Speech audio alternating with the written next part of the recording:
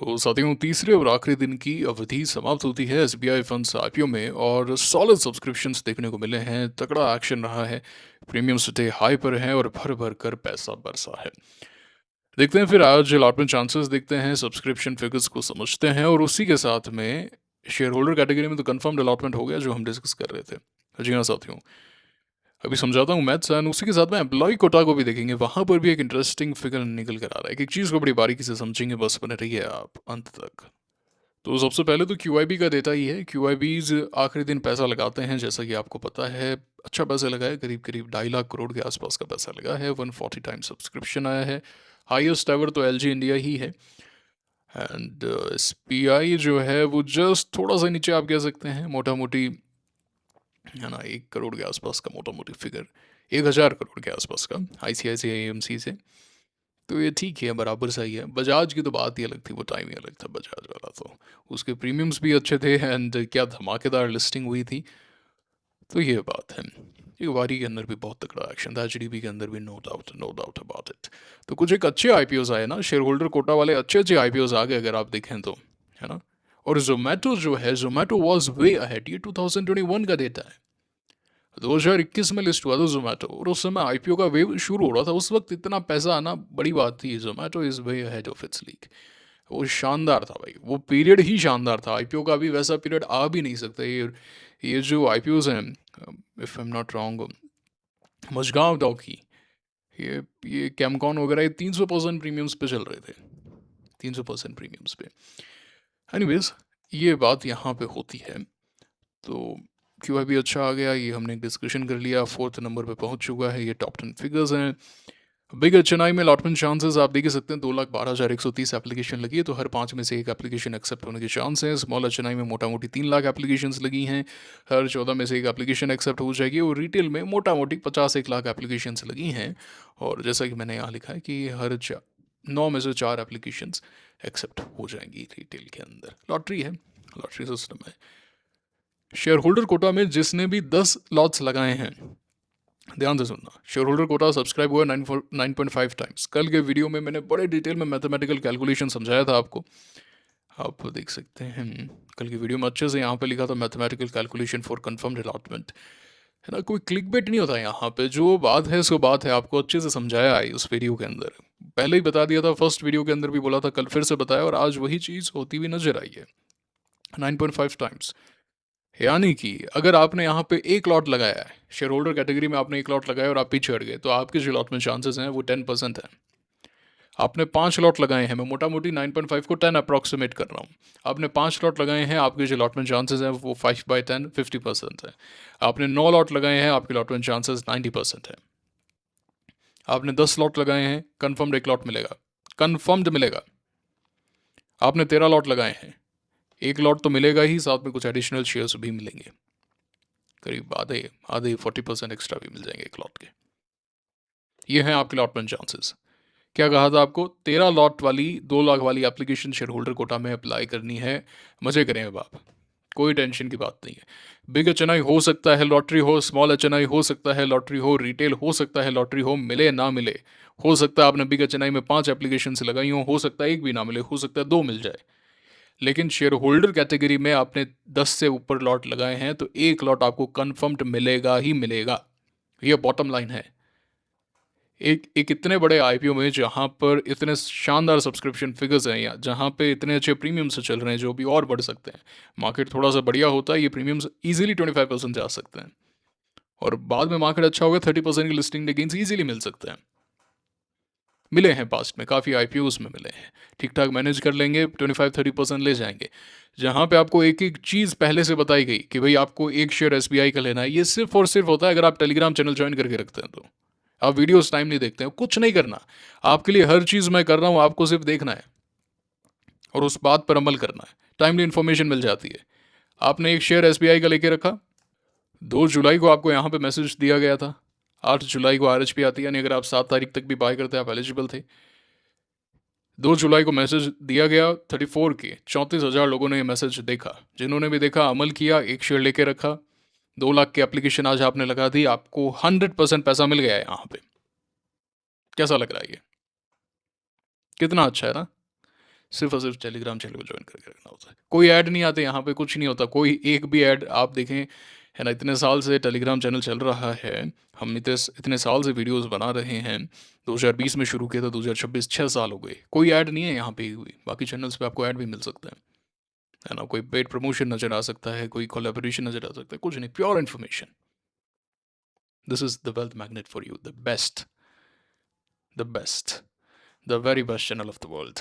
Anyways, तो ये बात है, तो हम शेयर होल्डर कोटा को क्लियर करें, क्यूआईबी कोटा को क्लियर करें, स्मॉल एचएनआई रिटेल सब क्लियर करें। अब बात करते हैं एम्प्लॉय की। मुझे लगता है कि आपके अलॉटमेंट चांसेस इन तमाम कैटेगरीज में और बेटर हो सकते हैं, क्योंकि कुछ लोगों ने, वो संख्या भले ही थोड़ी सी कम ही होगी, उन्होंने एम्प्लॉय कोटा में भी अप्लाई कर दिया। जी हाँ साथियों, एम्प्लॉय कोटा में भी अप्लाई कर दिया, और ये चीज़ हमने पास्ट के आईपीओज में देखी है। एग्जाम्पल के पॉइंट ऑफ व्यू से बताता हूँ कि एनटीपीसी ग्रीन का आईपीओ आया था, जहां पर 45,000 एम्प्लॉय कैटेगरी में एप्लीकेशन लग चुकी थी। 45,000, ध्यान से सुनिएगा।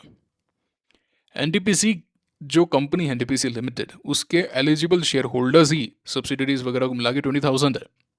25,000 एक्स्ट्रा एप्लीकेशन है, और क्या लगता है 20,000 के 20,000 लोग अप्लाई करते हैं? ऐसा तो नहीं है। तो एप्लीकेशन हो जाती हैं कैंसिल। और मजे की बात यह है कि मान लेते हैं कि आपने एम्प्लॉय भी लगा दिया, आपने शेयर होल्डर भी लगा दिया, आपने रिटेल भी लगा दिया, तीनों एप्लीकेशन कैंसिल। एक गलती सब साफ। इसके बारे में मैं आपको पिछले 2 वीडियोस में बता चुका हूं कि ये गलती मत करिएगा, एप्लीकेशन कैंसिल हो जाएगी। फॉर एग्जाम्पल, आपने सिर्फ small HNI and share holder लगाया, आपकी एक एप्लीकेशन गलत हो गई, आपने मैंडेट एक्सेप्ट नहीं किया, जो भी है, दोनों एप्लीकेशन कैंसिल। तो ये एक अच्छी बात है बाकी लोगों के लिए। तो आप देख सकते हैं मोटा मोटी यहाँ पे 1.25 लाख एम्प्लॉय कैटेगरी में एप्लीकेशन लगी है। ठीक है, अब अगर हम नंबर ऑफ एम्प्लॉयज़ बात करेंगे एसबीआई के अंदर, तो मोटा मोटी 2,45,000 हैं।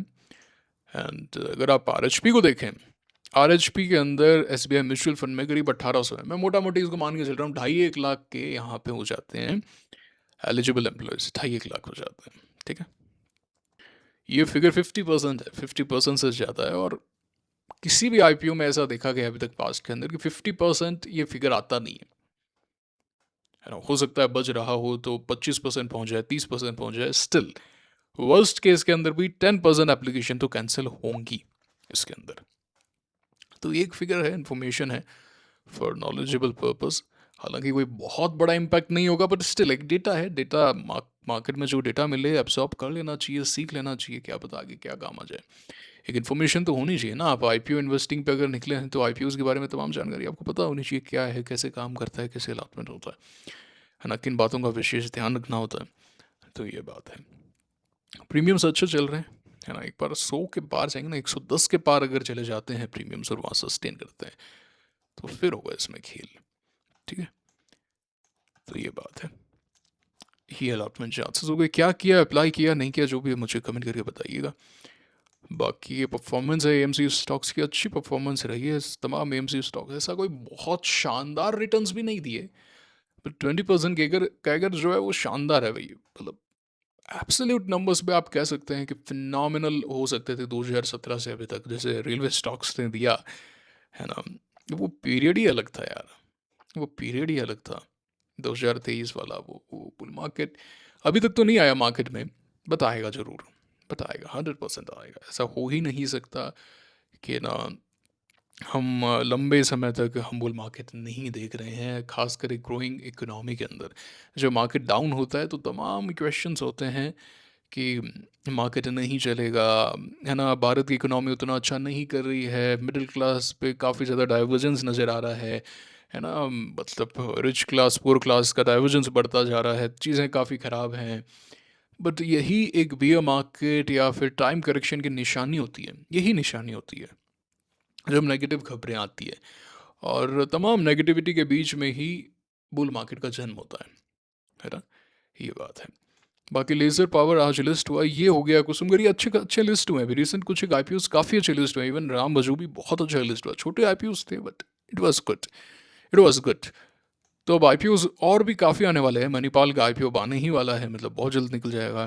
एनएससी का आईपीओ भी बहुत जल्दी आने वाला है, कुछ महीनों के अंदर ही आ जाएगा। तो बड़े बड़े आईपीओस आने वाले हैं, पैसा रेडी रखें, अकाउंट्स रेडी रखें, और कोशिश यही करें कि आप बिग चनाई एप्लीकेशंस लगा पा रहे हैं। अगर मार्केट में नहीं है तो थोड़ा पैसा विड्रॉ कर सकते हैं कैपिटल से और कोशिश वही करें, है ना?